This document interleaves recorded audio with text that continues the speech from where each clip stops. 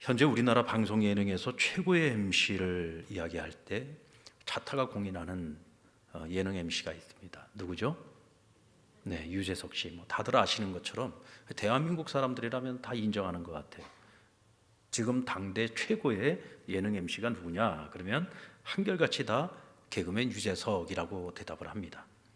그와 함께 프로그램을 진행하는 많은 동료들이 하나같이 입을 모아서 그에 대한 평가를 얘기할 때 유재석의 그 탁월한 리더십에 대해서 이야기를 하죠. 한때 유재석과 함께 예능 MC 양대 산맥이라고 불렸던 강호동에게 유재석과 당신의 리더십에 어떤 차이가 있느냐고 물어본 적이 있습니다. 이때 그 기자들의 물음에 강호동 씨는요, 머뭇거리지 않고 이렇게 대답했습니다. 배려의 리더십입니다. 그는 함께하는 동료들을 배려할 줄 압니다. 이 강호동 자신은 이 프로그램을 이끌고 나갈 때 함께하는 동료들이 있으면 그날 최상의 컨디션을 가지고 있는 그 멤버와 함께 전체를 끌고 나간다는 거예요. 그래서 특별히 그날 컨디션이 좋은 사람이 강호동의 파트너가 돼서 전체를 끌고 나갑니다. 그러니까 때로는 프로그램을 진행하다가 컨디션이 안 좋은 사람들은 거의 도외시되는 경우들이 많이 있어요. 그런데 반면에 이 유재석 씨는 모든 멤버들에게 발판을 마련해 준다 그래요. 그러니까 컨디션이 안 좋은 동료들이 있으면 그를 버리고 가는 것이 아니라 계속해서 분위기를 띄워가지고 컨디션을 회복하도록 만들어서 끝까지 함께 가도록 만든다는 겁니다.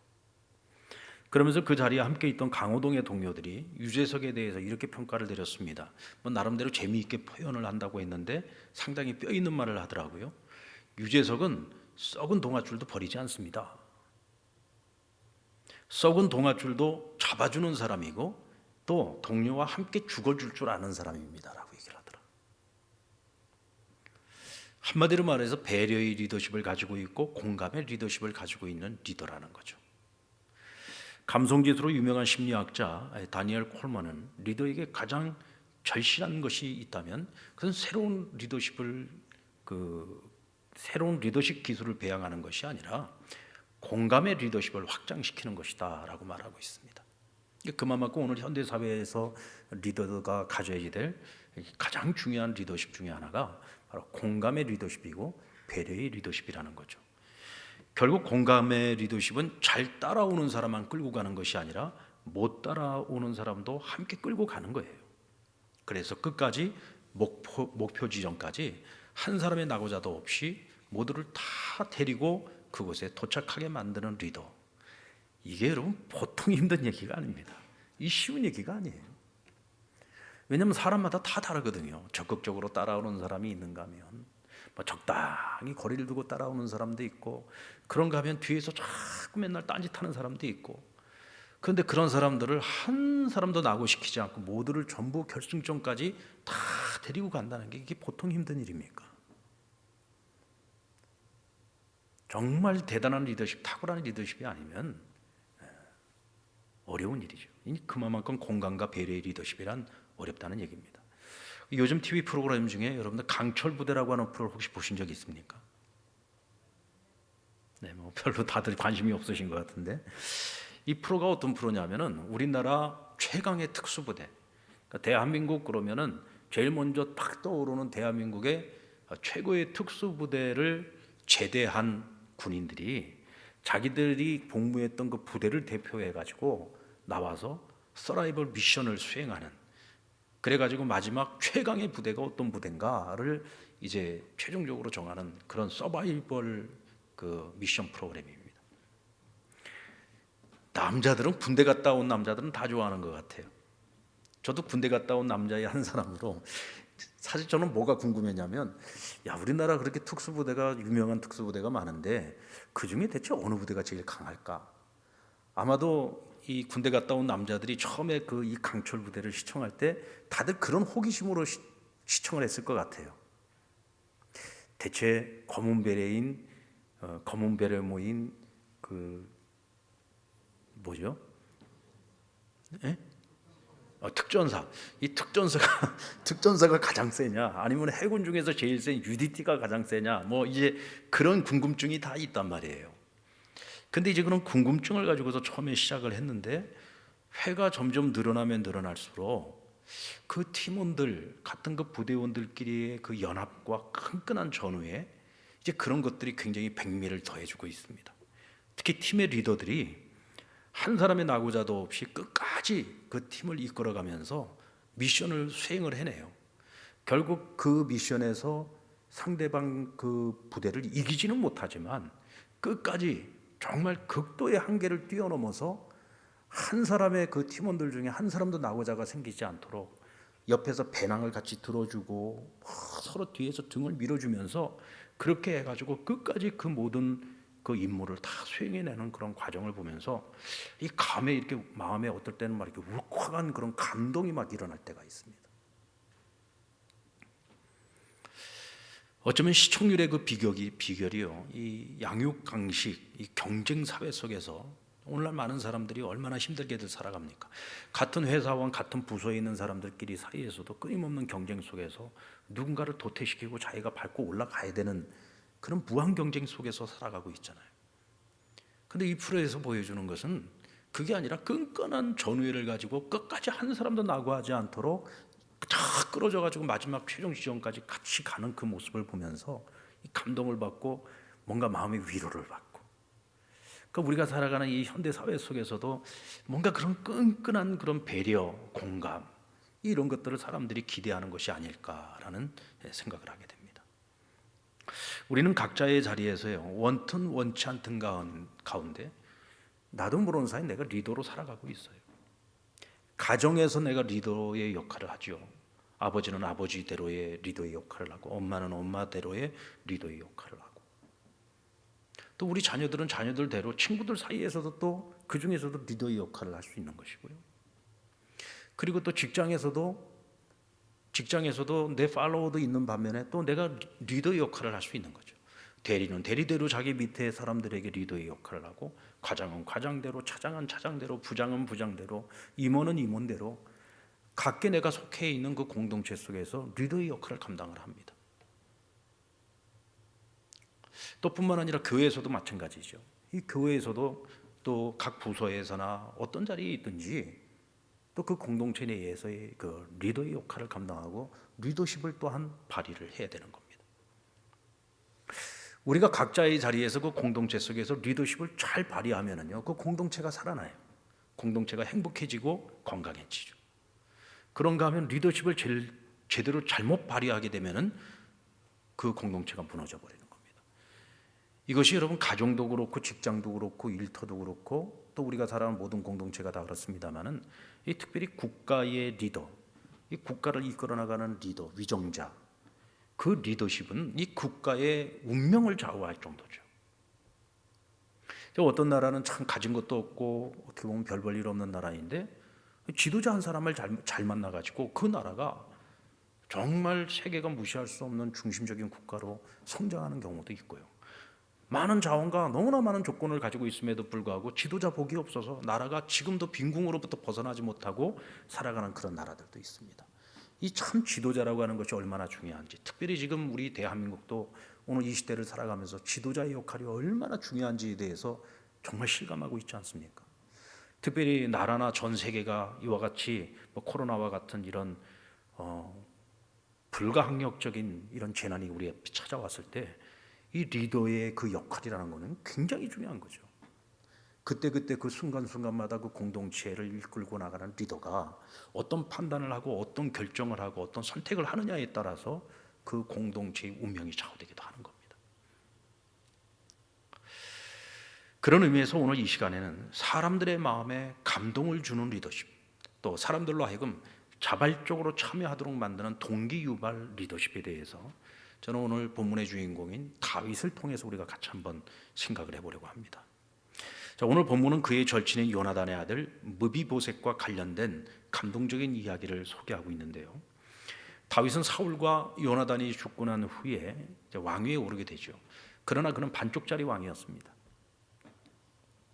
헤브론에서 왕으로 추대가 되었지만 아직도 다윗을 거부하고 있는, 또 사울을 따르고 있는 그런 많은 사람들이 있었어요. 그래서 거의 나라의 거의 절반이 나뉘어져 있는 그런 상황 속에 있었고, 또 그런 가운데에서 다윗은 이방 민족과의 전쟁도 계속해서 치르고 있는 중에 있었고, 또 국론을 통합하고 결국은 나뉘어져 있는 이스라엘을 하나로 통합시켜야 되는 아주 중차대한 사명이 있었죠.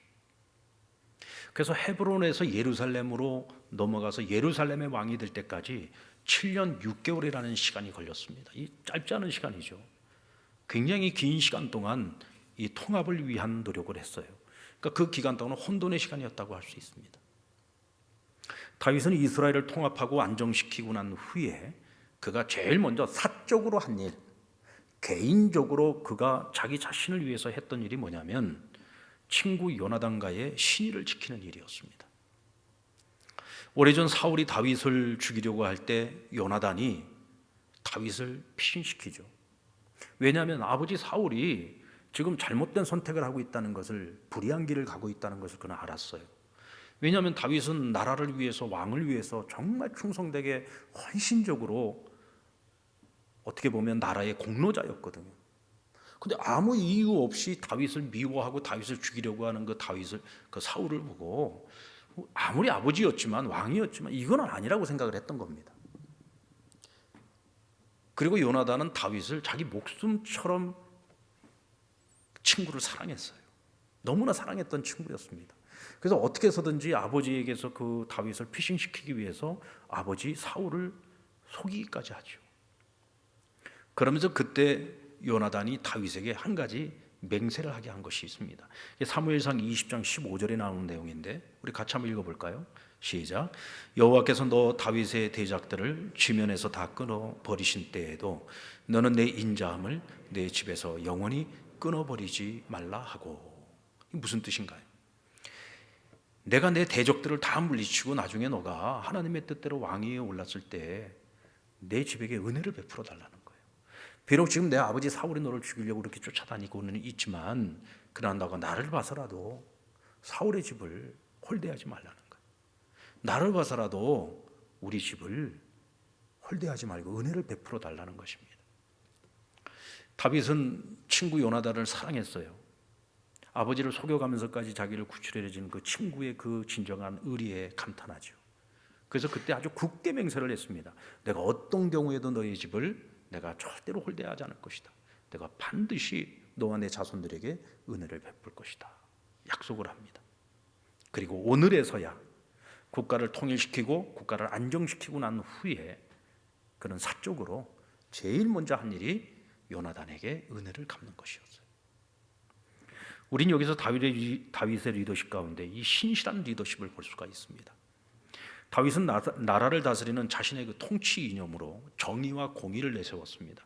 우리 오늘 8장 15절 말씀, 오늘 본문에 앞서 있는 말씀이죠. 8장 15절 말씀.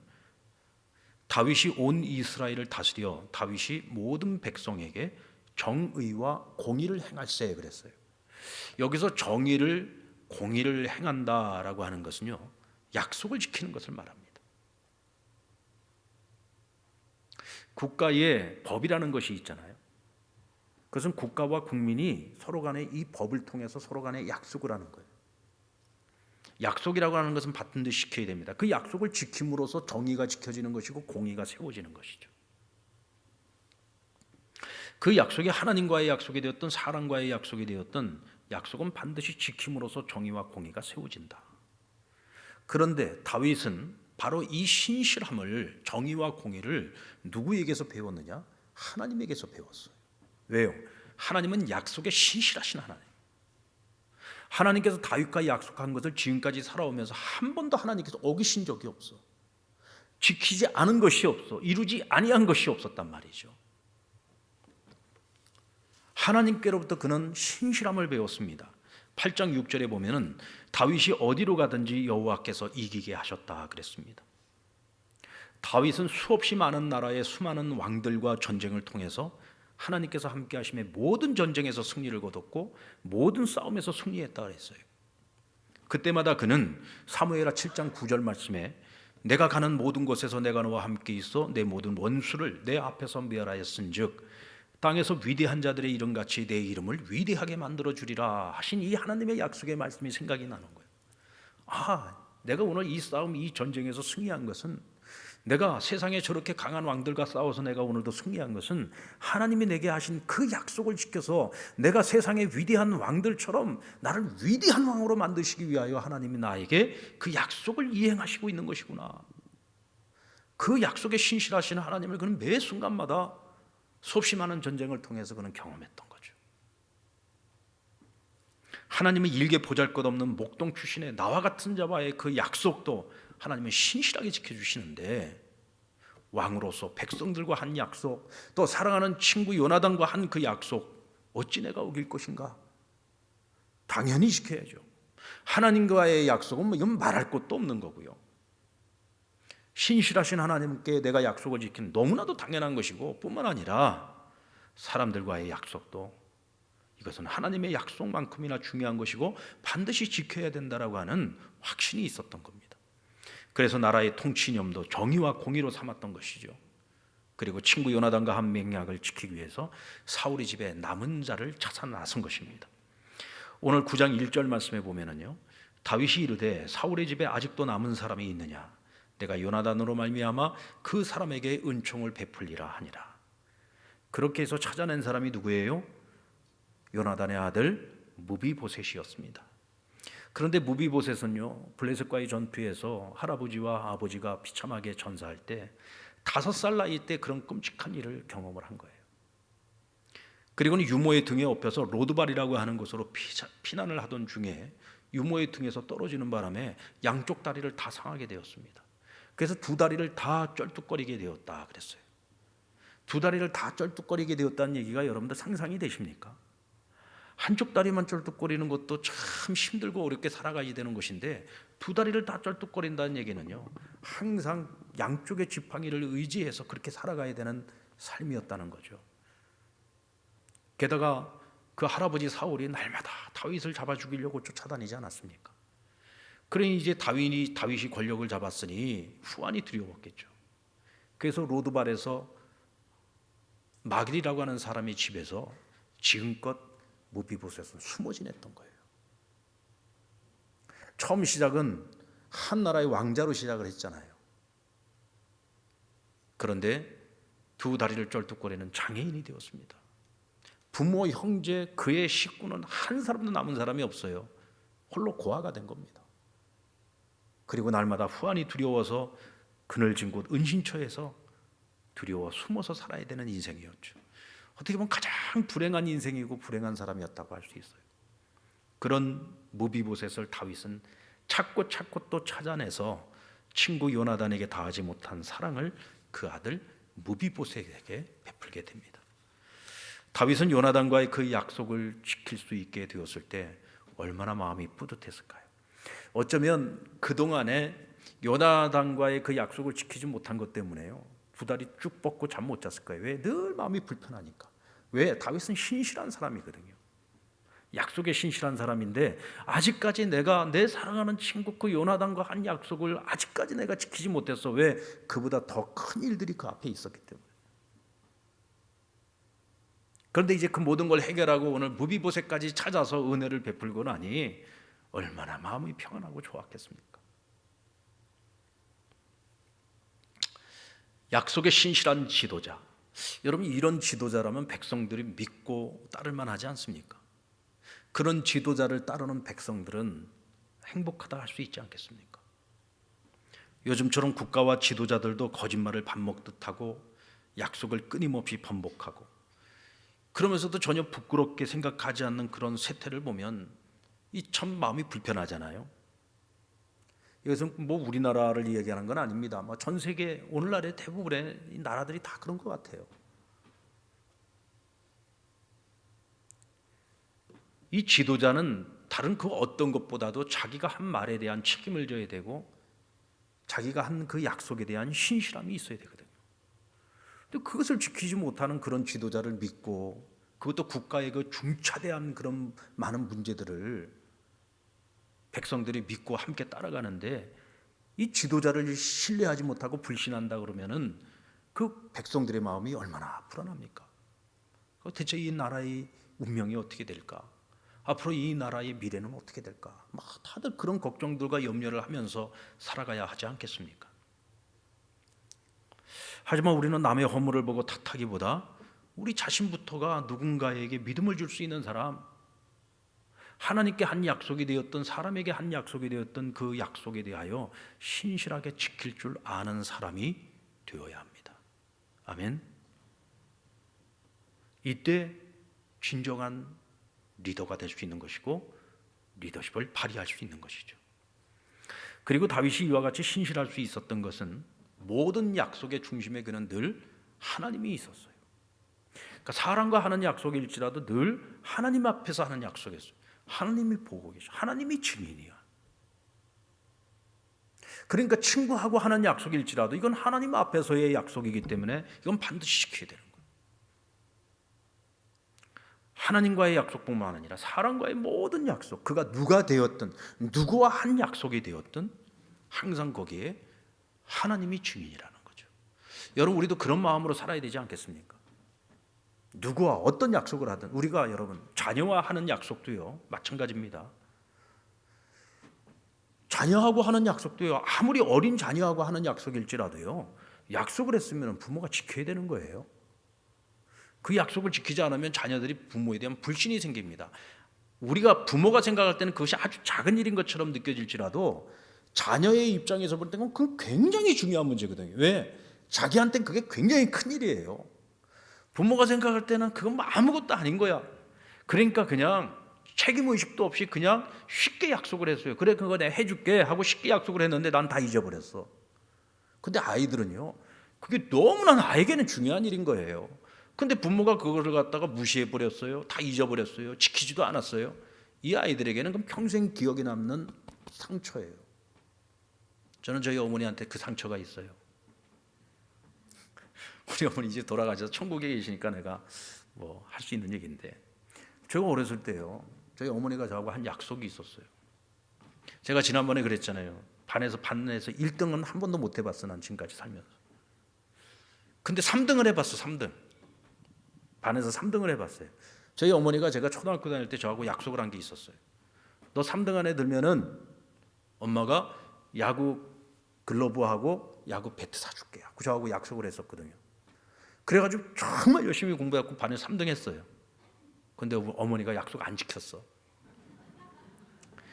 제가 그거 평생의 마음에, 제가 그때 어머니가 만약에 그 약속을 지켜줬으면요, 제가 더 열심히 공부해서 1등 했을 거예요.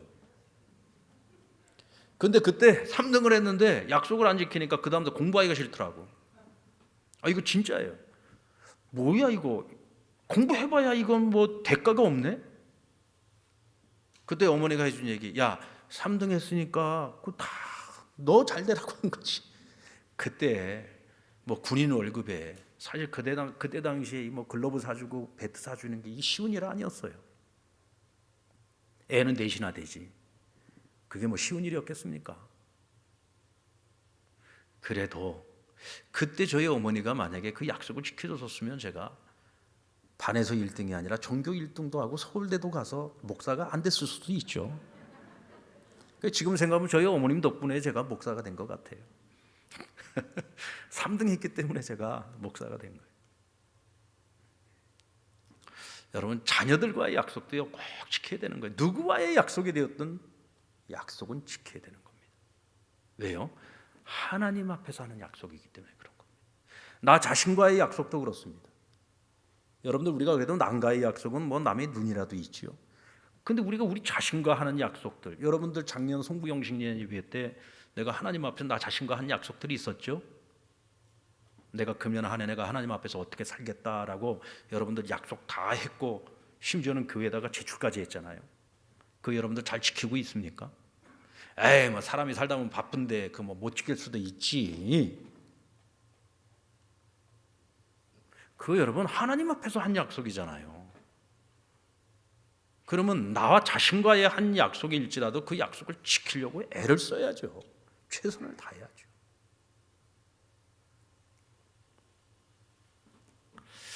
그리고 다윗의 리더십은 은혜의 리더십이었습니다. 은혜의 리더십.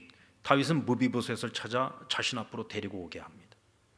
그리고 그 앞에 나타난 무비보셋을 마치 친아들을 만난 것처럼 기뻐했고, 그리고 그에게 그의 조부 사울의 밭을 모두 무비보셋에게 다 주었어요. 여러분, 한 나라의 왕이 가지고 있었던 밭을 그 손자인 무비보셋에게 다 줬습니다. 그게 여러분 얼마나 큰 땅이었겠습니까? 돈으로 환산하면 얼마나 큰 가치가 있었겠습니까? 그리고 사울의 종이었던 시바와 그의 15명의 아들과 그의 종 20명을 모두 무비보셋에게 종으로 주었습니다. 다윗은 은혜를 베풀 때 말로만 하지 않았고 그 은혜에 내용물을 담아서 은혜를 베풀었다는 거죠. 그리고 그의 사는 날 동안 다윗의 왕궁에 함께 거하면서 식사 자리에 함께 그를 초대해서 늘 함께 떡을 떼는 그런 관계. 그의 신분이 왕자는 아니었지만 거의 왕자 대우를 한 거예요. 한 가족으로 받아준 겁니다.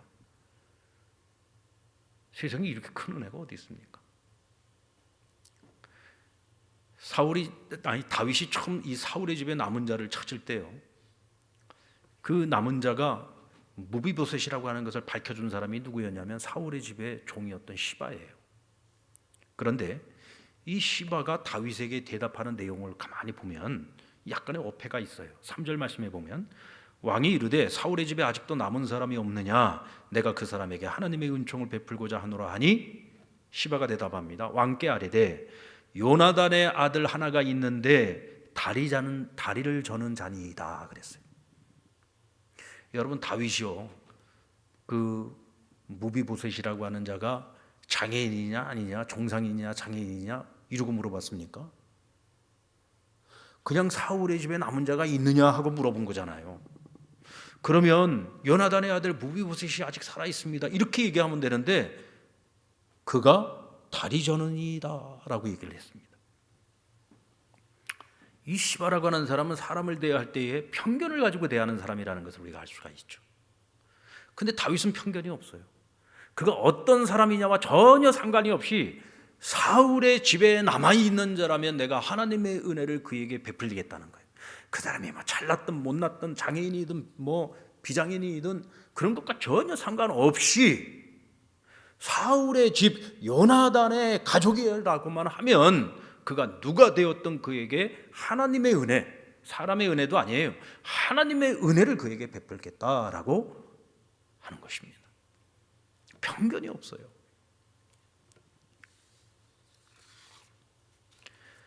사람을 외모만 가지고 차별하는 사람은 좋은 지도자가 될 수 없죠. 뭐 사람이 잘나고 못나고, 가진 자 못 가진 자, 많이 배운 사람 못 배운 사람, 뭐 이런 식으로 사람을 구분지어 가지고 상대하기 시작하고 사람을 구분지어서 차별을 한다면 그 사람은 공동체를 정상적으로 리더해 나갈 수가 없죠.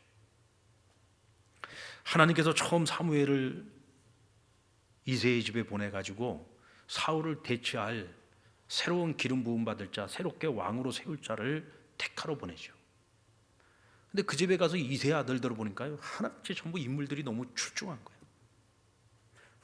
다들 제왕으로 삼기에 부족함이 없는 자들이다. 그리고 마음에 흡족하고 있는데 계속 하나님께서 마음에다 대고 아니다, 아니야, 쟤 아니야 라고 계속 말씀하시는 거예요. 그러니까 사무엘이 실망했어요. 아니, 내 눈으로 볼 때는 애들이 다 하나같이 다 괜찮아. 누가 왕이 돼도 다 괜찮아. 근데 전부 다 아니라는 거예요. 그런데 거기 와 있는 아들들을 다 봤는데 아직도 없다고 하니까 그럼 대체 누군가? 그때 그 자리에 초대받지 못한 말제 아들 다윗이 있다는 것을 알게 됩니다. 이때 하나님께서 사무엘에게 뭐라고 했습니까? 사무엘상 16장 7절에 보면은 사람은 외모를 보거니와 나 여호와는 중심을 돌보느니라 그랬어요. 사람들은 무엇을 보고 판단해요? 외모를 보고 판단해요. 그 사람이 잘났냐 못났냐, 뭐 키가 크냐 작냐, 뭐 가방끈이 기냐 짧냐, 뭐 가진 것이 많으냐 적으냐, 집안이 어디냐. 사람들은 그런 거 보고 사람을 판단하지요. 뭐 직업이 좋냐 많냐, 연봉이 얼마냐 이런 거 갖고 따지잖아요. 근데 하나님은 그런 것과 전혀 상관없이 그 사람의 중심을 본다. 그가 얼마나 하나님을 사랑하는지, 얼마나 하나님을 경외하는지, 그가 어떤 믿음을 가지고 살아가고 있는지, 어디에 인생의 가치관을 가지고 살아가는지, 그 중심을 보시고 하나님은 사람을 세우고 사용하신다는 거예요. 그래서 택함받은 자가 누굽니까? 다윗이에요. 여러분, 다윗이 누굽니까? 이새의 집에서도 말째 아들이에요. 존재감이 없는 아들이었습니다. 식사 자리에도 초대받지 못한, 그래서 형들이 돌봐야 될 그 양떼들까지도 밤늦은 시간까지 돌보고 있었던 자가 바로 다윗이었습니다. 직업이라고 해봐야 앞으로 미래도 희망도 없는 목동에 지나지 않았습니다. 그런데 그런 다윗을, 그 마음의 중심을 보시고 하나님을 사랑하고 하나님을 경외하는 그 믿음, 그 깨끗하고 순결한 그 마음, 그 하나를 보시고 하나님께서 다윗을 택하여 그를 당신의 종으로 삼아주셨다. 한없는 은혜를 다윗이 경험한 거죠. 그는 일평생 내가 그 하나님의 은혜로 말미암아 오늘 여기까지 살아왔다라고 하는 그 한순간도 잊지 않았어요. 한 나라의 왕이 되고 통일 이스라엘의 왕이 되었음에도 불구하고 세상에 수없이 많은 나라와 수많은 왕들을 정복하고서도 종호공을 받는 큰 나라의 왕이 되었는데도 불구하고 그는 항상 내 공로가 아니라 이 모든 것이 하나님의 은혜로 된 것이다 라고 하는 믿음과 확신을 가지고 있었던 거예요. 그러면 그는 늘 사람들을 대할 때 은혜로 대하는 겁니다. 하나님께서 자신을 판단하셨듯이 나도 사람들을 판단할 때에 외모를 보고 판단하는 것이 아니라 그 중심을 보고 판단하는 거죠.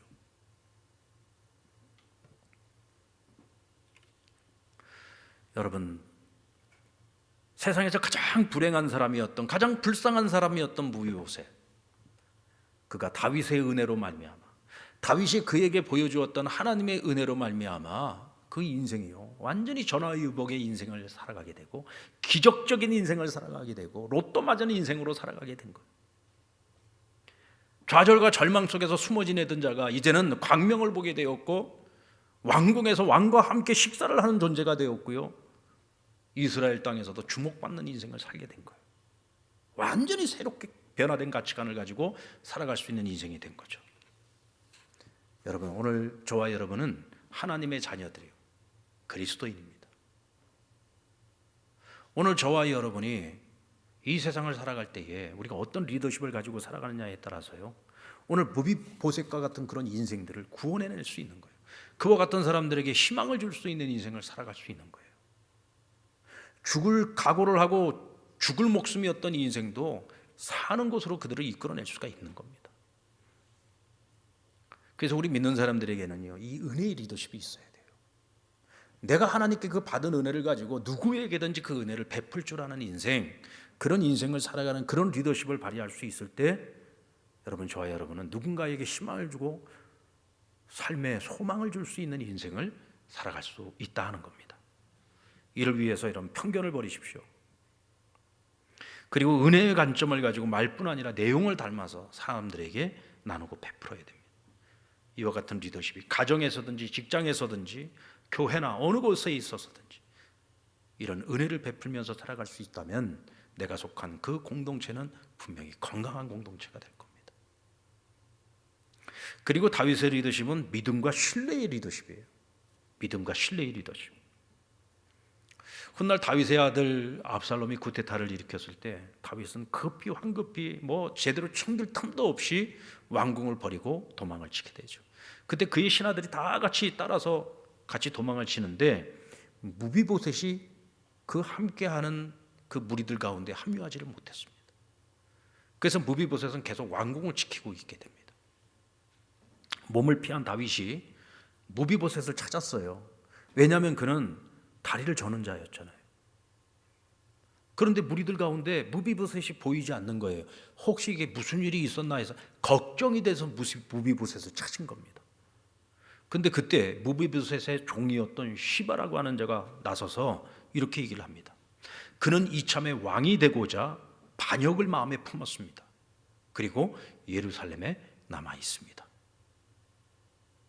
무비보셋이 이 틈을 타서 자기가 스스로 왕이 되기 위해서 지금 예루살렘 왕궁을 지금 지키고 있다는 거예요.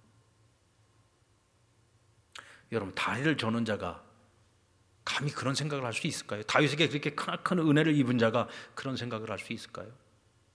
근데 지금 다윗은요, 모든 걸 버리고 지금 도망치고 있는 신세입니다. 사람이요, 이 절박한 상황에 있다 보면은요, 이 분별력이나 판단력을 잃어버리기가 쉬워요. 이 시바가 하는 이 말을 듣고 다윗이 그에게 한 가지 약속을 합니다. 내가 다시 예루살렘으로 돌아가게 되면 무비보셋에게 주었던 그 모든 밭을 너에게 주겠다라고 약속을 했어요. 그 마음에 무비보셋에 대한 오해가 생긴 거죠. 괘씸한 마음이 든 겁니다. 내가 은혜를 베푸는데 네가 나한테 그런 마음을 가져? 이런 마음이 든 거죠.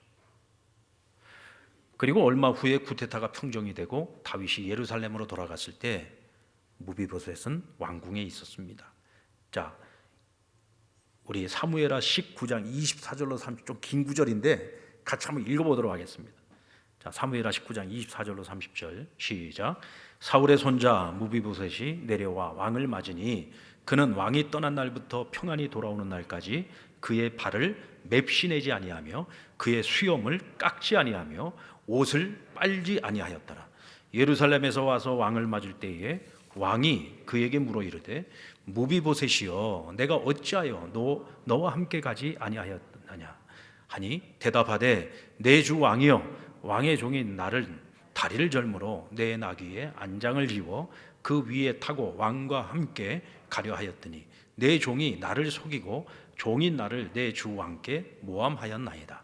내 주 왕께서는 하나님의 사자와 같은 이시니 왕의 처분대로 하옵소서.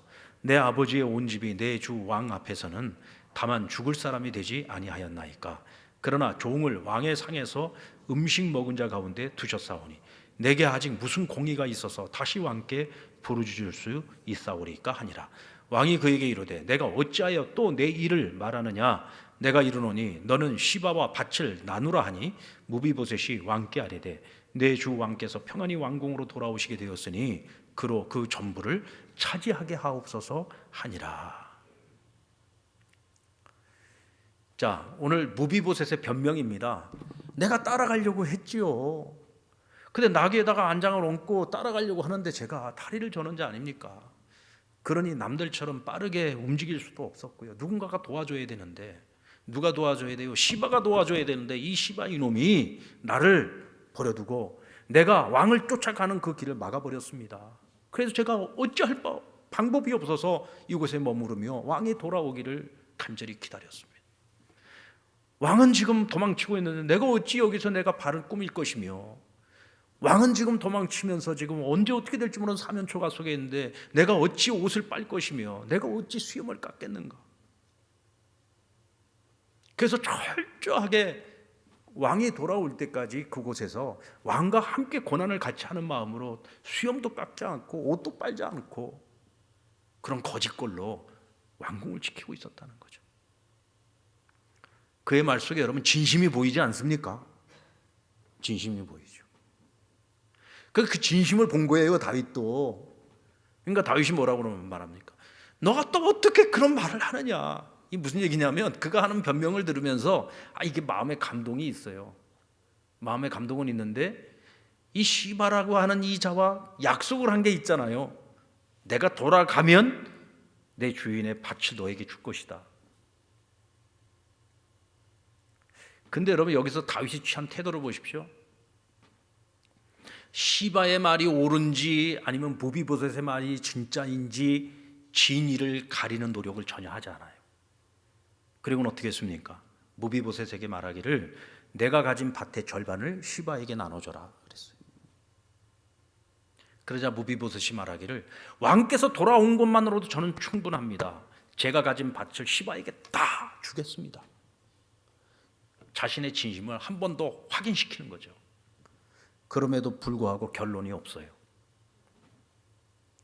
하여간에 무비보셋이 자기 밭을 다 줘버렸는지 아니면 왕의 말대로 절반만 줬는지 결론은 없습니다.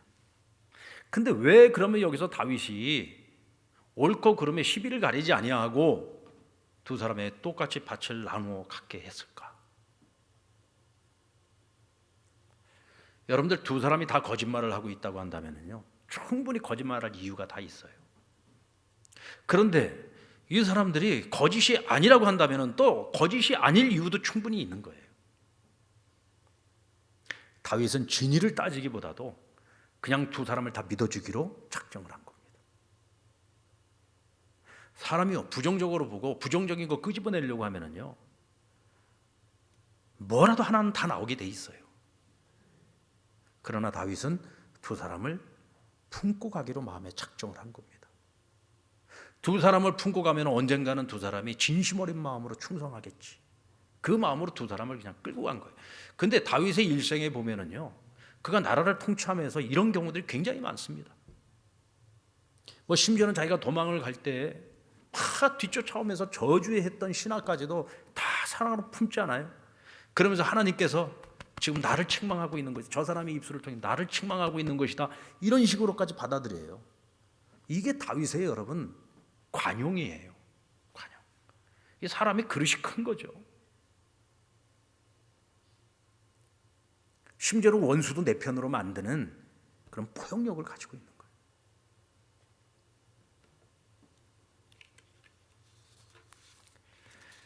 사람과 사람 사이에서 믿음과 신뢰, 믿음만 해서 믿어주는 것이 아닙니다. 그냥 믿어주는 거죠. 그 믿어주는 신뢰, 그것이 사람의 마음을 움직이는 거예요. 이게 바로 공감의 능력이고 배려의 능력입니다. 다윗은 자신도 하나님 앞에서 얼마나 실수가 많았습니까? 그렇게 실수 많은 인생이었지만 늘 하나님께서 그에게 은혜를 베푸셨고 자비를 베풀어 주셨죠. 그러게 그 또한 다른 사람들에게 은혜를 베풀고 자비를 베풀 줄 알았던 겁니다.